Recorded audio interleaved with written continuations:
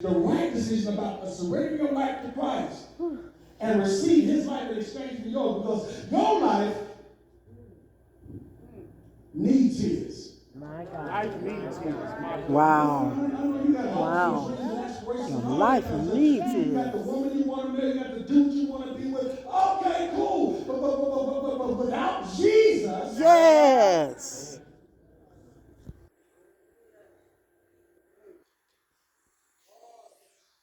In the right place spiritually. Well, I'm urging you now. now. I don't care what you got going on. I don't care where you've been or what you're planning on doing after you leave here. Now is all you got. Come on. And God tricked you and sent you here to watch this little fella right here holler at you and tell you that now is all you got. Preach. How many more people need to walk out of our life? Come on, preacher. Come on. Before we realize. God.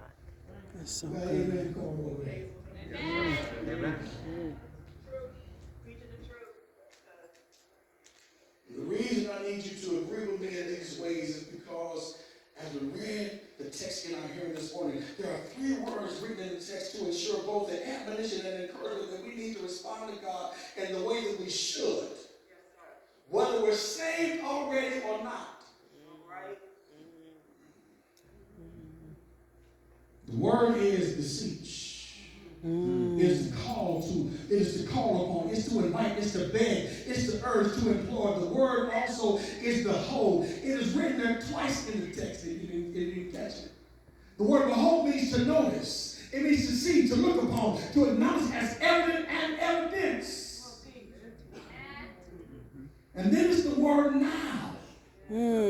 That word is at this moment. The word is immediately. Yes. Immediately. Listen to the text again, if you please. We then, as workers together with him, beseech you, beg you, urge you, implore you, and you receive not the grace of God in vain. The Father saith, I heard thee in the accepted time, and in the day of salvation I succored thee. Behold, now is the accepted time. Behold, now is the day of salvation. Oh yes, now. Yet before we deal with the words of behold, and before we deal with the words of now, before we deal with the words of deceit, before we deal with those words, there's one word or maybe even a concept. We consider this word a concept that I believe that we need to consider that is not written in the text for the same reason. That reason is because we need to ensure that we're both admonished and encouraged to respond to God in the way that we should. Want to know what that word that's not written in the text is? It's the word of the concept of tomorrow. Yes. It is imperative that we deal with this word and perhaps severely damage the concept of tomorrow, because it is standing in direct opposition to each of the 3 words of the text. Therefore, causing us not to really respond to God in the way that we should. Let's deal with it. The word or the concept of tomorrow, it sounds lovely, don't it? It sounds harmless, don't it? It sounds like we're at least planning with good intention, of course, to handle the matter that we are being presented with and that needs our attention. Yes. Tomorrow. Tomorrow. Tomorrow. Say it with me, tomorrow. Tomorrow. Say it again, tomorrow. Tomorrow. Say it one more time, tomorrow. Tomorrow. We even have a wonderful song written in his honor, and the chorus says something like this: tomorrow, tomorrow. Here it is. I love you tomorrow. Listen carefully though. You're always a day away. Well, my God. Woo!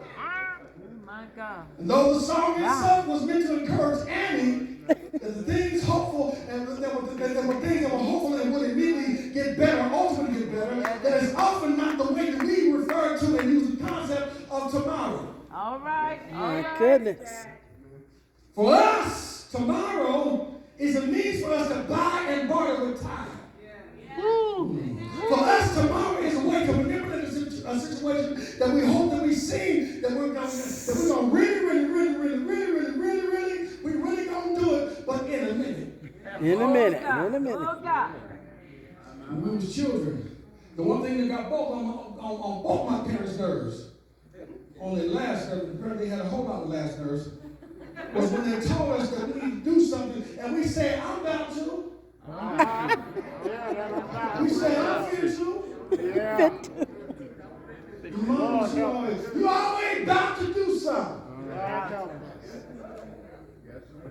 But the truth about the matter is that we really had no intention of doing that, especially not right then. It was always tomorrow. Talking good stuff. The dishes, Tomorrow. tomorrow. The trash, tomorrow. Clean your room, tomorrow. Do your homework. Well, that applied to us too, but that one right there, Dr. Selena Gates, Miss Marty Parents over there, that one didn't apply to her because she was always doing her homework. She was always. But the rest of us normal folk. Have you ever noticed that tomorrow is never applied to something that we should put off? Yeah. Wow. We should put off. Come on, sir. Come on. I'm gonna start my diet Tomorrow. Well, Lord, help me, God. Listen. Tomorrow, Mm. you ready? Yes, Tomorrow sir. is for procrastinators And we know that's true. who want to sound reasonable and responsible. We're talking good stuff.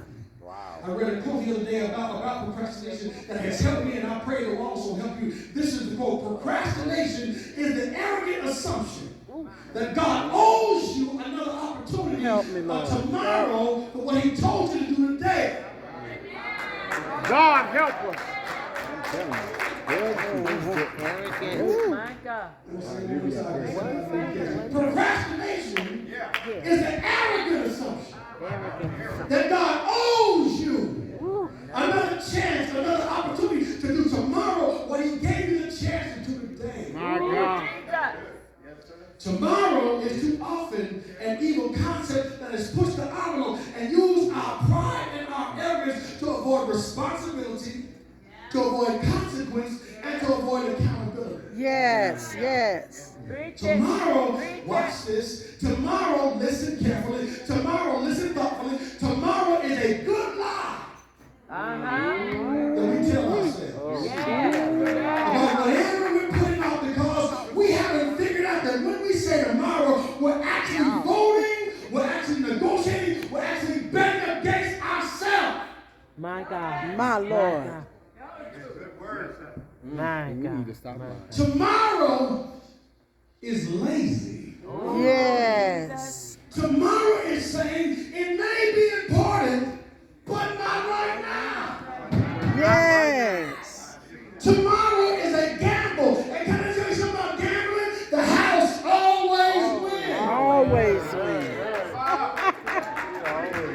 He is preaching. Tomorrow carries a high and a hidden price tag where whoever bargains with it, whoever bargains that shit today, always loses today. My goodness. And every time you bargain with a hidden price tag, can I tell you something? You are the merchandise. Wow. Tomorrow. I hate you tomorrow because you robbed me of enough time.